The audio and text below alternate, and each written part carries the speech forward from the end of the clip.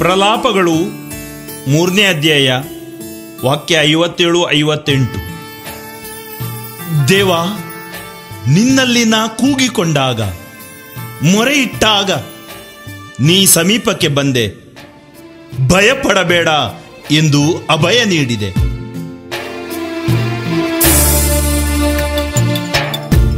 ಕಣ್ಣೀರೇಕೆ ನನ್ನ ಕಂದ, ನಾನಿಲ್ಲವೇ ನಿನ್ನ ಸಂಗ, ನಿನ್ನ ಬಗ್ಗೆ ಚಿಂತಿಸುವ ನಿನ್ನ ಸೃಷ್ಟಿಕರ್ತನು ನಾ.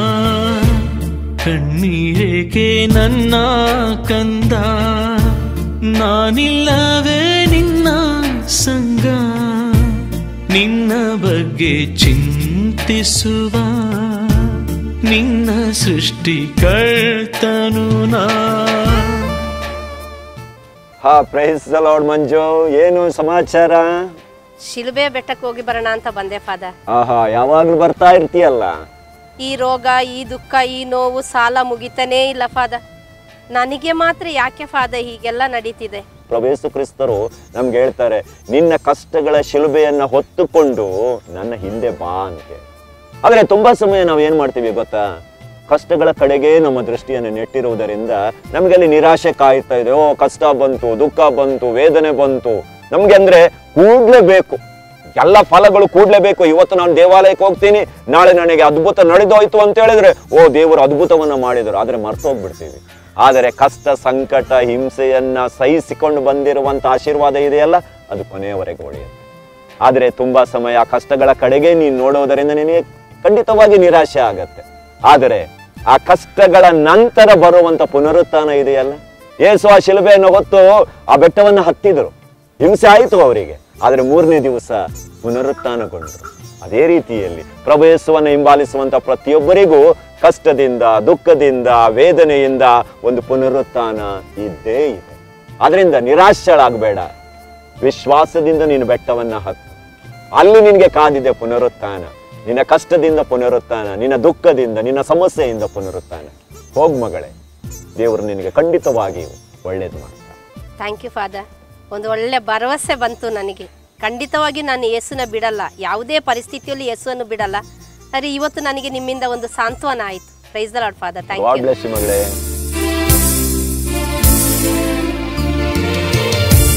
ನನ್ನ ರೂಪದಲ್ಲಿ ನಿನ್ನ ಸೃಷ್ಟಿ ಮಾಡಿದೆ ಕಂದ, ಅಂಗೈಯಲ್ಲಿ ನಿನ್ನ ರೂಪ ಬರೆದಿರುವೆ ನನ್ನ ಚಿನ್ನ.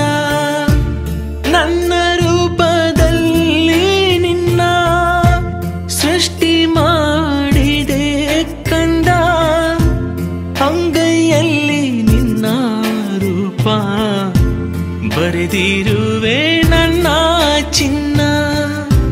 ನೀ ನನ್ನ ಉಸಿರಲ್ಲವಾ, ನೀ ನನ್ನ ಮುತ್ತಲ್ಲವಾ, ನೀ ನನ್ನ ಉಸಿರಲ್ಲವಾ, ನೀ ನನ್ನ ಮುತ್ತಲ್ಲವಾ, ನೀಗುವೆನ ಸಂಕಟವ, ನೀಡುವೆನ ಸಂತೋಷವ.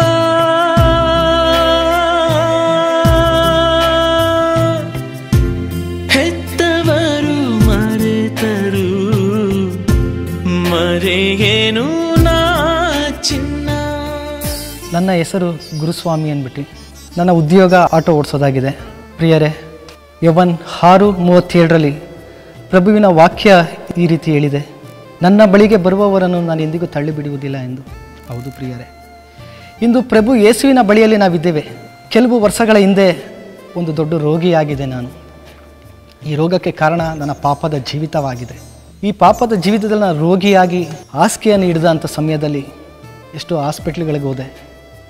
ಹಾಸ್ಪಿಟ್ಲಲ್ಲೂ ಕೂಡ ನನಗೆ ಯಾವ ಡಾಕ್ಟ್ರಿಂದನೂ ಸೌಖ್ಯ ನೀಡೋದಕ್ಕಾಗಲಿಲ್ಲ, ಗುಣಪಡಿಸೋದಕ್ಕಾಗಲಿಲ್ಲ. ಸಾವಿನ ತುದಿಗೆ ಬಂತು ನನ್ನ ರೋಗ. ಕೊನೆಗೆ ನನ್ನ ಸಾವೇ ನನಗೆ ಗಟ್ಟಿ ಅಂತ ಹೇಳಿ ಮನೆಗೆ ತಂದಿಟ್ಟರು. ಮನೆಗೆ ತಂದಿಟ್ಟಂಥ ಸಮಯದಲ್ಲಿ ನನ್ನ ಸ್ನೇಹಿತ ಒಬ್ಬ ಫ್ರಾನ್ಸಿಸ್ ಅನ್ನೋನು ಡಿವೈನ್ ಧ್ಯಾನ ಮಂದಿರಕ್ಕೆ ನನ್ನನ್ನು ಕರ್ಕೊಂಡು ಹೋದ. ಅಲ್ಲಿ ಕರ್ಕೊಂಡು ಹೋದ ಮೇಲೆ ನನಗೆ ಒಂದು ವೀಲ್ ಚೇರ್ ಕೊಟ್ಟು ಒಂದು ಮೂಲೆಯಲ್ಲಿ ನಾನು ಕೂತಿ ದೇವ್ರ ವಾಕ್ಯಗಳನ್ನು ಕೇಳ್ತಾ ಇದ್ದೆ, ಆಲಿಸ್ತಾ ಇದ್ದೆ. ನನ್ನ ಜೀವನದಲ್ಲಿ ಎಲ್ಲರೂ ನನಗೆ ಕೈ ಬಿಟ್ಟಂಥ ಸಮಯ ನನಗಿತ್ತು. ನನಗೆ ಜೀವನನೇ ಬೇಡ, ಇನ್ನು ನಾನು ಬದುಕಲ್ಲ ಅನ್ನೋ ನಿರಾಸೆ ನಾನು ತುಂಬಿಕೊಂಡಿದ್ದೆ ನನ್ನ ಜೀವಿತದಲ್ಲಿ. ನನಗೆ ಆರೋಗ್ಯ ಆಯುಸ್ಸನ್ನು ಕೊಟ್ಟು ಪಾಪಿಯೂ ಅಯೋಗ್ಯನೂ ದ್ರೋಹಿಯಾದ ನನ್ನನ್ನು ಕರುಣಿಸಿ ದೇವರು ಇವತ್ತು ನಿಮ್ಮ ಮುಂದೆ ಕರ್ಕೊಬಂದು ನಿಲ್ಲಿಸಿದ್ದಾರೆ ಅಂದರೆ ಆ ಪ್ರಭು ಯೇಸು ಸಂಪೂರ್ಣವಾಗಿ ನಾನು ಹೃದಯಪೂರ್ವಕವಾಗಿ ನಾನು ಪ್ರಭು ಯೇಸುವಿನ ವಿಮೋಚನಾ ಕಾಂಡ 23ನೇ ಅಧ್ಯಾಯ 25-26 ಸರ್ವೇಶ್ವರನಾದ ಏಕ ದೇವರನ್ನೇ ನೀನು ಆರಾಧಿಸುವುದಾದರೆ ನಿನ್ನ ಮನೆಯಲ್ಲಿ ಮಾಡುವ ಅನ್ನಪಾನಗಳು, ಹೊಲ ಗದ್ದೆಗಳು, ಕೆಲಸ ಕಾರ್ಯಗಳು, ಯಾವ ವ್ಯಾಧಿಯಾಗಲಿ ಬಂಜತನವಾಗಲಿ ದೀರ್ಘಾಯುಸ್ಸನ್ನು ಕೊಟ್ಟು ಕಾಪಾಡುವೇನೆಂದು ಹೇಳಿದ್ರಲ್ಲ, ಆ ಪ್ರಭು ಯೇಸುವಿನ ವಾಗ್ದಾನದ ನುಡಿಗಳನ್ನು ನಾನು ಹೃದಯಕ್ಕೆ ಅಳವಡಿಸ್ಕೊಂಡೆ. ನನಗೆ ದೇವರು ಅಂತ ಇದ್ದರೆ ಆ ಪ್ರಭು ಯೇಸು ಕ್ರಿಸ್ತರು ಒಬ್ಬರೇ. ದೇವರೇ ನನಗೆ ರಕ್ಷಣೆಯನ್ನು ನೀಡಿ ನನಗೆ ಜೀವದಾನವನ್ನು ಕೊಡಿ ಅಂತ ಕೇಳಿದಾಗ, ಕೂಗಿದಾಗ ಪ್ರಭು ಯೇಸು ನನ್ನ ಮುಂದೆ ಬಂದು ನಿಂತರು.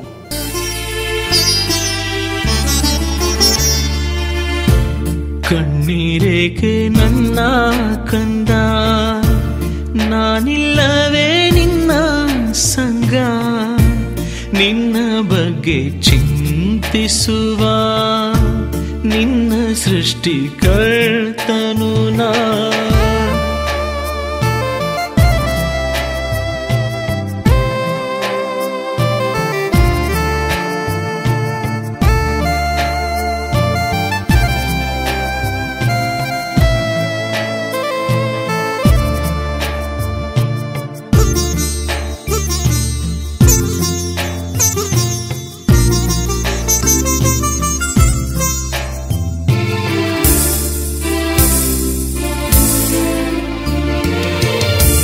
ನಿನ್ನ ಬಗ್ಗೆ ನನಗೊಂದು ಆಲೋಚನೆ ಇದೆ ಕಂದ, ನಾಶವಿಲ್ಲ ಇನ್ನೆಂದು, ಉದ್ಧಾರವೇ ನಿನಗೆ ಎಂದು.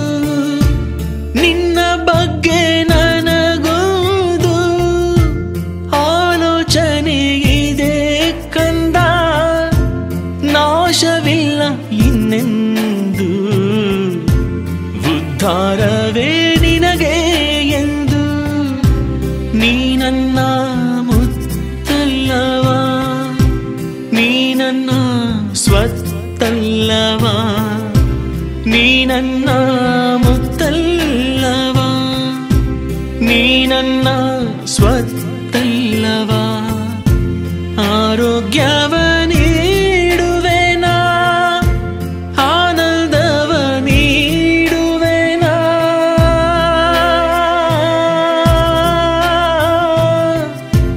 ಬೆಟ್ಟ ಗುಡ್ಡಗಳಗಲಿದರು ನನ್ನ ಪ್ರೇಮ ಶಾಶ್ವತ ಚಿನ್ನ.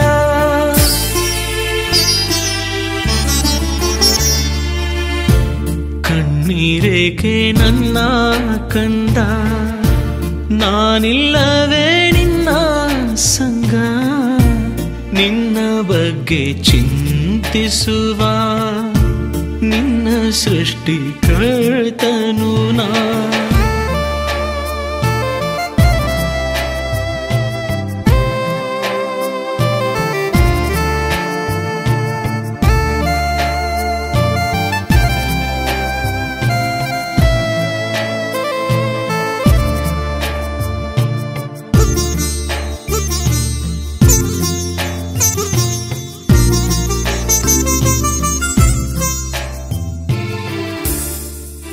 ನನ್ನ ಹೆಸರು ಸತೀಶ್ ಎಂಬುದಾಗಿ. ನನಗೆ ಇನ್ನೊಂದು ಹೆಸರು ಉಂಟು, ಅದು ಕಥೋಲಿಕ ಧರ್ಮಸಭೆಯ ಮೂಲಕ ದೀಕ್ಷಾ ಸ್ನಾನದಲ್ಲಿ ನನಗೆ ನೀಡಿದ ಹೆಸರು ಆರೋಗ್ಯನಾಥನ್ ಎಂಬುದಾಗಿ.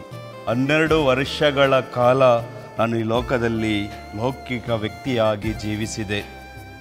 ಎಲ್ಲ ರೀತಿಯ ಪಾಪ ಕಾರ್ಯಗಳಲ್ಲಿ ನನ್ನನ್ನೇ ನಾನು ತೊಡಗಿಸಿಕೊಂಡಿದ್ದ ನಿಮಿಷ ದೇವರ ಪ್ರೀತಿಯನ್ನು ತೊರೆದು, ಎತ್ತ ತಂದೆ ತಾಯಿಯ ಪ್ರೀತಿಯನ್ನು ತೊರೆದು, ಸಕಲ ವಿಧವಾದ ದೈವಿಕ ಸಂಬಂಧವನ್ನು ನನ್ನ ಜೀವನದಿಂದ ತೊರೆದು ಲೌಕಿಕವಾದ ಜೀವನದಲ್ಲಿ ಮುಳುಗಿದ ನಿಮಿಷ. ಎಷ್ಟು ಪಾಪದ ಕಾರ್ಯಗಳನ್ನು ಮಾಡಿದೆ. ನನ್ನ ಹೆತ್ತವಳಿಗೆ ಕಣ್ಣೀರು ತರಿಸಿರಬಹುದು, ಒಡ ಹುಟ್ಟಿದವರನ್ನು ನೋಯಿಸಿರಬಹುದು, ನನ್ನ ಹಿತೈಷಿಗಳನ್ನು ನಾನು ನೋಯಿಸಿರಬಹುದು. ಆದರೆ ನನ್ನ ಜೀವನದಲ್ಲಿ ಪ್ರೀತಿ ಎಂಬುದೇ ಇಲ್ಲದೇ ಇರುವಂಥ ಕಾರ್ಯಗಳು ನನ್ನ ಜೀವನದಲ್ಲಿ ಕಾಡಿತು. ಒಬ್ಬಂಟಿಗನಾಗಿ ಕಣ್ಣೀರಿಟ್ಟಂಥ ನಿಮಿಷ, ದೇವರ ಅನುಭವವನ್ನು ಅನುಭವಿಸಿ ದೇವರ ಮಕ್ಕಳಾಗಿ ಜೀವಿಸುವಂತಹ ಅವರ ಪ್ರೀತಿಯ ಪುತ್ರರ ಮಕ್ಕಳ ಮೂಲಕವೇ ನಮ್ಮನ್ನು ಆಶೀರ್ವದಿಸಿ ನಮಗೊಂದು ಮತ್ತೊಂದು ಉತ್ತೇಜನವನ್ನು ಕೊಟ್ಟಿದ್ದನ್ನು ನಾನು ಬಯಸಿದೆ ದೇವರಿಂದ. ಅದು ಸಹೋದರ ಟಿ.ಕೆ. ಜಾರ್ಜ್ ಅವರ ಬಾಯಿಯಿಂದ ನನಗೆ ಬಂತು. ಅಂದು ಅವರನ್ನು ಅನೇಕ ಧ್ಯಾನಗಳಲ್ಲಿ ನಾನು ಸಂಧಿಸಿದೆ, ಅವರಲ್ಲಿ ನನ್ನ ದುಃಖಗಳನ್ನು ಹೇಳಿಕೊಂಡಿದ್ದೆ. ಅನೇಕ ಬಾರಿ ಅವರು ನನಗೆ ಪ್ರೋತ್ಸಾಹವನ್ನು ಕೊಟ್ಟರು. ನಾನು ಕಂಡಂಥ ಆಧ್ಯಾತ್ಮಿಕದ ಒಂದು ಸ್ನೇಹಿತರಲ್ಲಿ ನಾನು ಹೆಚ್ಚಾಗಿ ನನ್ನ ಹಿರಿಯ ಸಹೋದರ ಅಂತ ಎಲ್ಲರಿಗೂ ಹೇಳ್ತೀನಿ.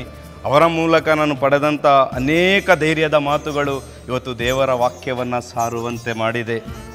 ಸಹೋದರ ಟಿ.ಕೆ. ಜಾರ್ಜ್ ಅವರ ತಂಡ ನಮ್ಮ ಮೈಸೂರಿನ ಸಂತ ತೆರೇಸಮ್ಮನವರ ಚರ್ಚಿಗೆ ಒಂದು ರಿಟ್ರೀಟ್ ಕೊಡಲು ಬಂದರು. ಆ ಸಮಯದಲ್ಲಿ ದುಃಖದಲ್ಲಿದ್ದಂಥ ನಿಮಿಷ ಸಹೋದರ ಟಿ.ಕೆ. ಜಾರ್ಜ್ ಅವರು ಊಟ ಮಾಡುತ್ತಿರುವಂಥ ಸಂದರ್ಭದಲ್ಲಿ ನನ್ನ ನೋವುಗಳನ್ನು ಹಂಚಿಕೊಳ್ಳಲು ಅವರ ಬಳಿಗೆ ಹೋದೆ. ಮೊದಲ ಬಾರಿ ಅವರು ಪರಿಚಯ, ಆದರೆ ಅವರು ಕೊಟ್ಟಂಥ ಪ್ರೀತಿ, ಅವರು ಕೊಟ್ಟಂಥ ಪ್ರೇರಣೆ, ಅವರು ನುಡಿದಂಥ ಒಂದೊಂದು ಮಾತುಗಳು, ನಿನ್ನ ಹೃದಯದಲ್ಲಿರುವುದನ್ನೆಲ್ಲ ಸಮರ್ಪಿಸು, ಕ್ಷಮಿಸಿ ಪ್ರಾರ್ಥಿಸು, ದೇವರು ನಿನ್ನ ಕುರಿತು ಒಂದು ಯೋಜನೆ ಇಟ್ಟಿದ್ದಾರೆ. ಪ್ರಿಯ ಸಹೋದರ ಸಹೋದರಿ, ಅಂದು ಚರ್ಚಲ್ಲಿ ಕೇಳಿದಂಥ ವಾಕ್ಯವನ್ನೇ ಮತ್ತೆ ಸಹೋದರರ ಮೂಲಕ ದೇವರು ನನಗೆ ಕೊಡ್ತಾ ಇದ್ದಾರೆ. ಇಗೋ ನಿನ್ನ ಕುರಿತು ಒಂದು ಯೋಜನೆ ದೇವರಿಗಿದೆ, ಭಯಪಡಬೇಡಿ ಬ್ರದರ್, ನೀವು ಹೋಗಿ, ದೇವರು ಒಂದಲ್ಲ ಒಂದು ರೀತಿ ನಿಮ್ಮನ್ನು ಉಪಯೋಗಿಸ್ತಾರೆ. ಅವರು ಕೊಟ್ಟಂಥ ಮೊದಲ ಧೈರ್ಯದ ಮಾತು ನನ್ನ ಮನಸ್ಸಿನಲ್ಲಿ ಬಂದಿದ್ದಷ್ಟೇ, ನಾನು ಸಹ ಅವರಂತೆ ಒಂದು ಸೇವೆ ಮಾಡಬೇಕು ಎಂಬುದಾಗಿ ಮನಸ್ಸಿನಲ್ಲಿ ಪ್ರಾರ್ಥಿಸ್ತಾ ಬಂದೆ. 2007ನೇ ಇಸ್ವಿಯಲ್ಲಿ ಅವರ ಒಂದು ಧ್ಯಾನದಲ್ಲಿ ಭಾಗಿಯಾಗಿ ನಮ್ಮ ಫಾದರ್ ಫ್ರ್ಯಾಂಕ್ಲಿನ್ ಅವರ ಒಂದು ಪ್ರಬೋಧನೆ, ಕ್ಷಮೆಯ ಪ್ರಬೋಧನೆಯಲ್ಲಿ ದುಃಖದಿಂದ ನನಗೆ ನೋವು ಕೊಟ್ಟವರನ್ನೆಲ್ಲ ಕ್ಷಮಿಸಿ ನನ್ನ ಜೀವನವನ್ನು ದೇವರಿಗೆ ಒಪ್ಪಿಸಿಕೊಟ್ಟಂಥ ನಿಮಿಷ 2008ರಿಂದ ಮೈಸೂರಿನ ಸರ್ವಿಸ್ ಟೀಮ್ನಲ್ಲಿ ಸೇವೆ ಮಾಡಲು ಪ್ರಾರಂಭಿಸಿದೆ. ನನ್ನ ಜೀವವನ್ನೇ ಕೊಟ್ಟು ನಿನ್ನ ಕೊಂಡೆ ರನ್ನ, ನಿನಗಾಗಿ ನನ್ನ ಹೃದಯ ಮಿಡಿದಿದೆ ನೋಡು ಕಂದ. ನನ್ನ ಜೀವವನ್ನೇ ಕೊಟ್ಟು ನಿನ್ನ ಕೊಂಡೆ ರನ್ನ, ನಿನಗಾಗಿ ನನ್ನ ಹೃದಯ ಮಿಡಿದಿದೆ ನೋಡು ಕಂದ. ನೀ ನನ್ನ ಉಸಿರಲ್ಲವಾ, ನೀ ನನ್ನ ಮುತ್ತಲ್ಲವಾ, ನೀ ನನ್ನ ಉಸಿರಲ್ಲವಾ, ನೀ ನನ್ನ ಮುತ್ತಲ್ಲವಾ. ಮುಪ್ಪಿನಲ್ಲೂ ನಾನಿರುವೆ, ನಿನ್ನ ಹೊತ್ತು ನಾನಡೆ.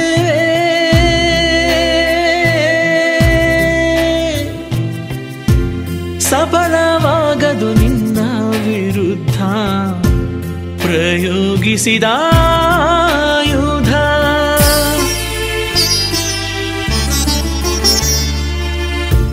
ಕಣ್ಣೀರೇಕೆ ನನ್ನ ಕಂದ, ನಾನಿಲ್ಲವೇ ನಿನ್ನ ಸಂಗ, ನಿನ್ನ ಬಗ್ಗೆ ಚಿಂತಿಸುವ ನಿನ್ನ ಸೃಷ್ಟಿಕರ್ತನು ನಾ.